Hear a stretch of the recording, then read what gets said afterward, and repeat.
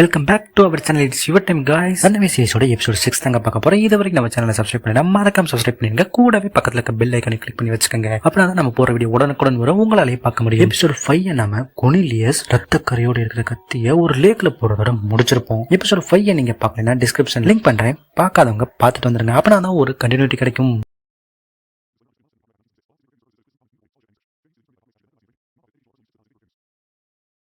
Episode 6 உடைய opening சீன்ல அந்த டிடெக்டிவ் லேடி ஆலிசனுக்காக வெயிட் பண்ணிட்டு இருப்பாங்க.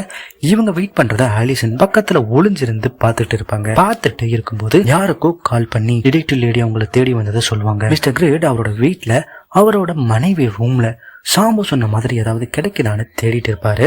அப்ப மிஸ்ஸஸ் சிக்ரீடும் டாக்டர் ஸ்டெயின்ஸும் ஜோடியா நிக்கிற மாதிரி ஒரு போட்டோ கிடைக்கும். அதை பார்த்துட்டு வேற ஏதாவது கிடைக்குதான்னு தேடிட்டு இருப்பாரு. அப்ப சாம் வந்துருவான். வந்து எங்களுக்கு பசிக்குது, நீங்க ஏதாவது பண்ணி கொடுங்களேன்னு கேட்பான். இவனும் கீழே வந்து அவங்களுக்கு பேன் கேக் பண்ணி கொடுப்பாரு. சும்மால பண்ணி கொடுக்க மாட்டாருங்க, நல்லா ஜாலியா பாட்டு பாடிட்டு கேக் பண்ணி கொடுப்பாரு. இவங்க அதை கேட்டு சிரிச்சுக்கிட்டு இருப்பாங்க. சாம் என்னடானா அதை வீடியோ எடுப்பான். இவர் செஞ்ச கேக்க அவங்க சாப்பிடுவாங்க. அப்பதான் தெரியும் கேக்ல முட்டை போடலன்னு. ஆனா முட்டை போடாமலேயே கேக் ரொம்பவுமே நல்லா தாங்க வந்திருக்கும். அங்க அந்த கொலைகாரனும் கொலைகாரையும் அவங்க புதைச்ச புதையில எடுப்பாங்க. அதுல அவங்களோட கன்னு, அவன் திருடின காரோட நம்பர் பிளேட்டு எல்லாமே இருக்கும். எல்லாத்தையும் எடுத்துக்குவாங்க. அப்ப அவன் வாயை வச்சுட்டு சும்மா இல்லாம அவகிட்ட, நீ ஏன் அவங்க சொல்ற எல்லாத்தையுமே செய்யற, அவங்களை ஏன் நீ முழுசா நம்புற, இவங்களை எல்லாத்தையும் ஏன் நீ கொல்ல துடிக்கிற அப்படின்னு கேட்பான். அவ கண்டுபிடிச்சிருவா. உள்ள யாராச்சும் ஏதாச்சும் சொன்னாங்களா, நம்ம கிட்ட ஒளிவு மறைவு இருக்க கூடாது, உண்மையை சொல்லு அப்படின்னு கேட்பா. இவனுக்கு அதை கேட்டோன்னே டென்ஷன் ஆயிரும். நீ மட்டும் எல்லாத்தையும் என்கிட்ட சொல்லிட்டா பண்ற அப்படின்னு கேட்பா. அப்பா அவளுக்கு அங்கிருந்து ஒரு போன் வரும். இவங்களுக்கு வேலையை மாத்தி விட்டுருவானுங்க. இவளுக்கு வர சந்தேகம், வேலை தேடினு மாறுறது எல்லாத்தையும் பார்த்தா உள்ள இவனுக்கு லெட்டர் கொடுத்தது கூட இவங்களோட பிளானா தான் இருக்கும்னு நினைக்கிறேன். இவனோட உண்மைத்தன்மையை சோதிக்கிறாங்க போல. ஒரு வேலை இவனு ஏமாத்திர மாதிரி இவனையும் போட்டு தள்ளிடுவாங்கன்னு நினைக்கிறேன். அப்புறம் சாம்போ ஹேரனோட மர்டர் போட்டோவை பார்த்துட்டு இந்த போத கைகள் தான் யாரோ பண்ணிருக்காங்க அப்படின்னு சொல்லுவாரு. அப்ப அவரோட அசிஸ்டன்ட், மிஸ்டர் கிரிட்ட இந்த கேஸ்ல இருந்து விடுவிச்சிட்டீங்க தானே அப்படின்னு சந்தோஷப்படுவாங்க. இப்பவாவது நான் சொன்னதுக்கு நீங்க வந்தீங்களே அப்படின்னு ரொம்பவுமே சந்தோஷப்படுவாங்க. அப்புறம் ஹாஸ்பிட்டல் இருக்கிற லூத்தரை விசாரிக்கிறதுக்காக இவங்க கிளம்புவாங்க. இங்க டிடெக்டிவ் லேடி வெயிட் பண்ணி பொறுமை இழந்து அந்த இடத்துக்கு உள்ள போவாங்க. உள்ள போய் ஆலிசனுடைய அசிஸ்டன்ட் கிட்ட கேட்பாங்க. அவர் என்னடானா அவங்களோட கேர்ள் ஃபிரெண்ட் வீட்டுக்கு போயிருப்பாங்கன்னு சொல்லுவாரு. சரியான ஷாக். என்ன ஒரு ட்விஸ்ட் பாத்தீங்களா. அவங்க கேர்ள் ஃபிரெண்டோட பேரு ஸ்டெஃப்னியாமாங்க. அதை அந்த டிடெக்டிவ் லேடி கேட்டு தெரிஞ்சுக்கிட்டு அவங்களுடைய வீட்டுக்கு கிளம்புவாங்க. இங்க மிஸ்டர் கிரேட் ஹாஸ்பிட்டல்ல டாக்டர் ஸ்டெயின்ஸ் உடைய கேபினுக்கு வந்து அவர்கிட்ட நேற்று நடந்ததுக்கு மன்னிப்பு கேட்பாரு. அப்புறம் அன்னைக்கு நைட் நடந்ததை பத்தி கேட்பாரு. இவரு பேசிட்டு தான் இருந்தோம்னு சொல்லுவாரு. எதை பத்தின்னு மிஸ்டர் கிரேட் கேட்பாரு. ஆனா டாக்டர் ஸ்டெயின், அது எங்களுக்குள்ள இருக்க விஷயம், நீ தெரிஞ்சுக்கிட்டு என்ன பண்ண போறேன்னு திமிரா சொல்லுவாரு. சரி அதெல்லாம் விடுங்க, எக்ரிட்ட பத்தி எனக்கு முழுசா தெரியாதுன்னு நீங்க சொன்னீங்கல்ல, அதையாச்சும் சொல்லுங்களேன் அப்படின்னு சொல்லி கேட்பாரு. ஆனா டாக்டர் ஸ்டெயின் வந்து, அதை என்னால சொல்லலாம் முடியாது, வேணும்னா உன் பொண்டாட்டி கிரிட்டு கிட்ட வேணா கேட்டு தெரிஞ்சுக்க, இப்ப எனக்கு வேலை இருக்கு, நீ கொஞ்சம் வெளியே கிளம்புறியா அப்படின்னு கிரிட்ட வெளியே துரத்தி விட்டுருவாரு. மிஸ்டர் கிரிட்டோ வெளியில வந்துருவாரு. இங்க அந்த டிடெக்டிவ் லேடி அவங்களோட மாமியாருக்கு கால் பண்ணி ஆலிசனோட கேர்ள் ஃபிரெண்டான ஸ்டெஃப்னியை ட்ராக் பண்ணி கண்டுபிடிக்கணும் அப்படின்னு சொல்லிட்டு போனை வச்சிருவாங்க. இவங்களுடைய கணவன் இன்னொரு மனைவி வச்சிருக்கிறது அவங்களுடைய மாமியாருக்கு தெரிஞ்சு இவங்களுக்கு சொல்லுங்கிற கோபத்துல வேலையை பத்தி மட்டும் பேசிட்டு வேற எதுவும் பேசாம உடனே போனை வச்சிருவாங்க. இவங்க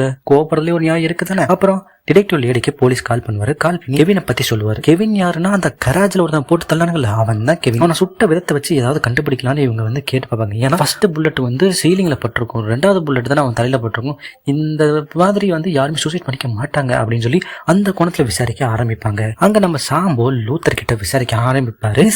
இங்கிரிட்ட சுட்டதுல இருந்து ஆரம்பிச்சு எல்லாத்தையுமே கேட்பாரு. ஆனா லூத்தர் வந்து அவனுடைய வக்கீல பக்கத்துல வச்சுட்டு எந்த விதமான பதிலுமே சொல்ல மாட்டான். அவனோட பாசான ரோக்கோ பத்தியும் கேட்பாரு, அதுக்கும் பதில் சொல்ல மாட்டான்.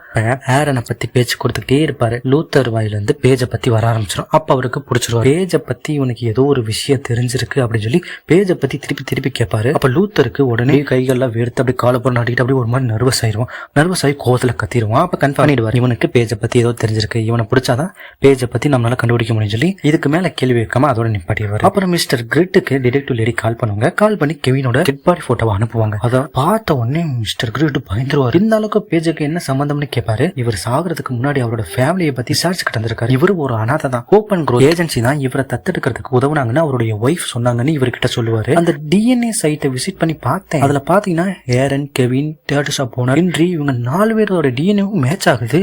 இவங்க எல்லாரும் பிரதர்ஸ்னு அப்படின்னு சொல்லுவாங்க. ஆனா இவங்கள 3 பேர் இறந்துட்டாங்க, ஹென்ரியை மட்டும் காணணும் கூட சொல்லுவாங்க. கொலகாரனும் கொலகாரியும் இவங்க பிரதரை நினைச்சு கொண்டாங்களா இல்ல தெரியாம கொண்டாங்க. ஆனா அந்த மொட்டை தலையா இருக்கான் பாத்தீங்களா, அவனுக்கு நல்லா தெரியும் நினைக்கிறேன். கரெக்டா அவங்க 4 பேர்த்த குறிப்பாத்த கொலை சொல்லியிருக்கான் பாத்தீங்களா. இது மட்டும் இல்லாம இன்னும் ஏகப்பட்ட பேரை கொலை சொல்லியிருக்கானுங்க. ஒருவேளை அவங்களும் பிரதர்ஸா இருப்பாங்களோ. ஆனா இவங்களுக்கும் பேஜுக்கு என்ன சம்பந்தம்? இவங்கள போலவே பேஜும் அவங்கள குடும்பத்தை சேர்ந்தா அப்படி பார்த்தா பேஜும் ஆரணும் அண்ணன் தங்கையை சேர்ந்தானே இருப்பாங்க. முழுசா தெரிஞ்சாதாங்க எதுனாலும் தெரியும். அது வரைக்கும் குழப்பமாவே தான் இருக்கும். அப்புறம் அவங்க கூடிய சீக்கிரம் பேஜை கண்டுபிடிச்சிடலாம்னு சொல்லிட்டு போனை வச்சிருவாங்க. ஹாஸ்பிட்டல்ல மிஸ்டர் கிரேட் டயர்டா உட்காருவாரு. அப்ப அவர்கிட்ட சாமோ அனன்யாவும் நாங்க பேஜ் பேர்ல ஒரு ஃபேக் அக்கௌண்ட் கிரியேட் பண்ணி ப்ரொஃபஸருக்கு மெயில் பண்ணோம். அவரு பதிலுக்கு மெயில் பண்ணாரு. அவருடைய லொகேஷன் எங்க இருக்குன்னு சொல்லி ஸ்டோரி போட்டிருக்காரு அப்படின்னு சொல்லுவாங்க. அந்த ஸ்டோரியில ப்ரூக் பிரிட்ஜ் யூனிவர்சிட்டி அப்படின்னு இருக்கும்.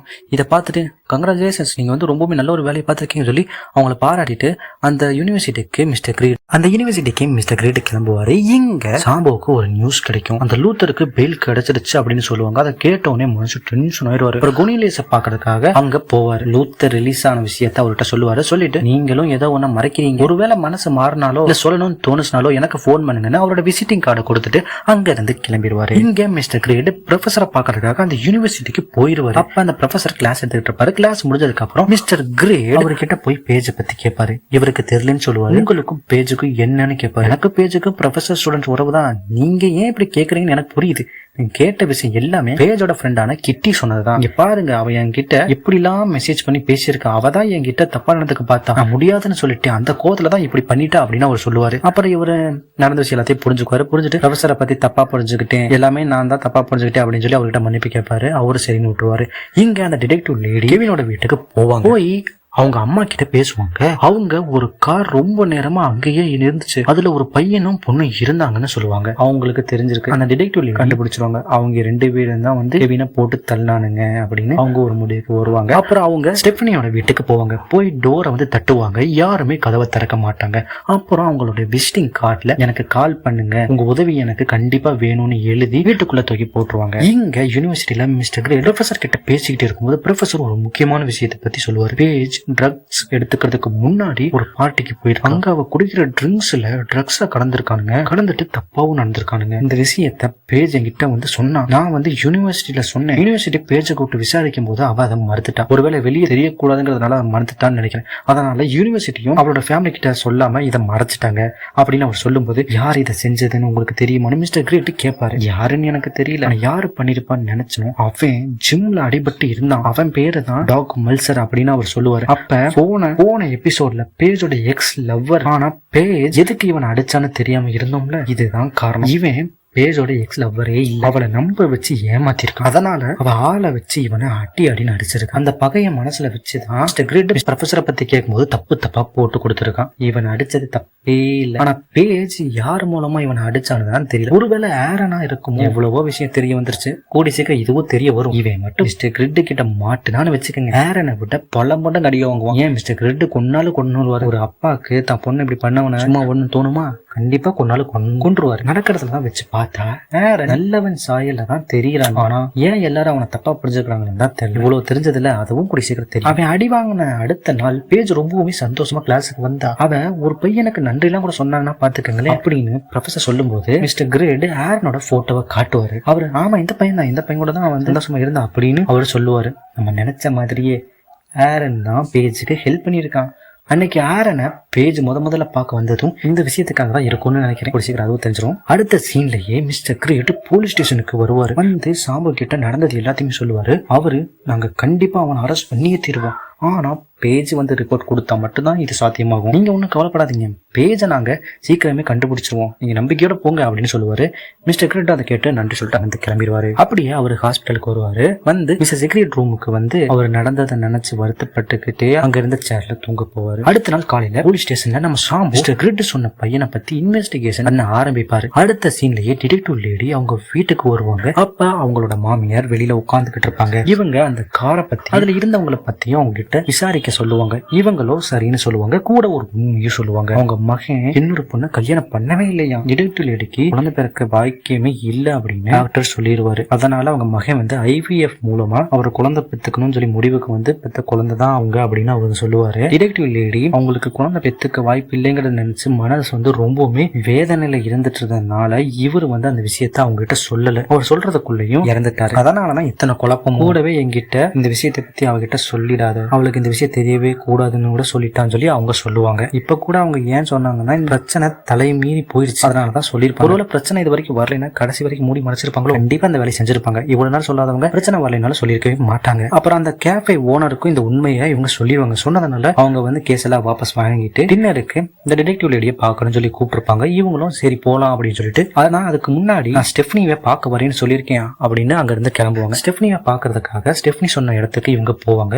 போய் ஸ்டெஃப்னி வெயிட் பண்றேன்னு சொன்ன காரை போட்டோ எடுத்து அவங்க மாமியாருக்கு அனுப்பிடுவாங்க. அப்புறம் இவங்க காரை விட்டு இறங்கி ஸ்டெஃப்னி கார் பக்கத்துல போய் ஸ்டெஃப்னின்னு கூப்பிடுவாங்க. விண்டோவா அவ திறப்பா. பார்த்தா அந்த காருக்குள்ள கொலகாரி இருப்பா. எதிர்பாராத சாக்குல ஆலிசன் அன்னைக்கு யாருக்கும் கால் பண்ணி பேசிட்டு இருந்தா, ஒருவேளை இவளுக்கு தான் கால் பண்ணி பேசிருப்பான்னு நினைக்கிறேன். எல்லாரும் ஒரே மாதிரி கூட்டுக்கலவனே சொல்லி பிளான் பண்ணிருக்காங்க. ஆனா நம்ம டிடெக்டிவ் லேடியோட நம்பர் அவளுக்கு எப்படி கிடைச்சிச்சு? ஒருவேளை ஸ்டெஃப்னியோட வீட்டுக்குள்ள இவதான் இருந்திருப்பாலும் இவங்க நம்பர் எழுதி போட்டோன்னு அந்த நம்பர் அவங்க எடுத்து வச்சிருப்பாங்கன்னு நினைக்கிறேன். இருக்கலாம், யாரும் தெரியும். இவதான் இத்தனை கொலையும் பண்ணதுன்னு தெரியாம அவ கூட கார்ல போவாங்க. கார்ல ஏறி உட்காந்த உடனே வினயமா அந்த கொலகாரி போனை வாங்கி காரோட டிஸ்க்ல வச்சு மூடிடுவா. இவங்க எதுவுமே தெரியாம அவ கூட போவாங்க. என்ன பண்ண போறான்னு தெரியல. டிடெக்டிவ் லேடியை போட்டுனால ஆச்சரியப்படைய விஷயமா ஒண்ணு இல்ல. இங்க வீட்டுல மிஸ்டர் கிரேட் கேஸை எடுத்துட்டு அந்த டிஎன்ஏ டெஸ்ட் ரிசல்ட் வாங்கலாம்னு சொல்லி கிளம்புவாரு. அப்ப கொனிலியஸ் வீட்டுக்கு வருவாரு. உங்ககிட்ட நான் கொஞ்சம் பேசணும்னு சொல்லுவாரு. இவரு சரி உள்ள வாங்கன்னு சொல்லி உட்கார வைப்பாரு. உள்ள வந்து உட்கார்ந்ததுக்கு அப்புறம் கொலை நடந்த அன்னைக்கு நைட்டு பேஜனார் ரத்தக்கரையோட பார்த்தேன். உடனே பதறி போய் ஆரனோட ரூம்குள்ள போனேன். போய் பார்த்தா அவன் கழுத்து அறுத்து 3 பேர் எல்லாம் செத்து கிடந்தான். அங்க இருந்த கத்திய வேற நான் எடுத்துட்டேன். எனக்கு நல்லா தெரியும் பேஜ் தான் ஆரனை கொண்டு இருப்பான்னு, அதனாலதான் அந்த கத்தி எடுத்து வேற எங்கேயும் நான் தூக்கி போட்டேன் அப்படின்னு அவர் சொல்லுவார். இவர் சொல்றதுலயும் ஒரு நியாயம் இருக்கு. இவர் பார்த்தது அங்க நடந்தது எல்லாத்தையும் வச்சுதான் இந்த தியரி சொல்லியிருப்பாரு. ஆனா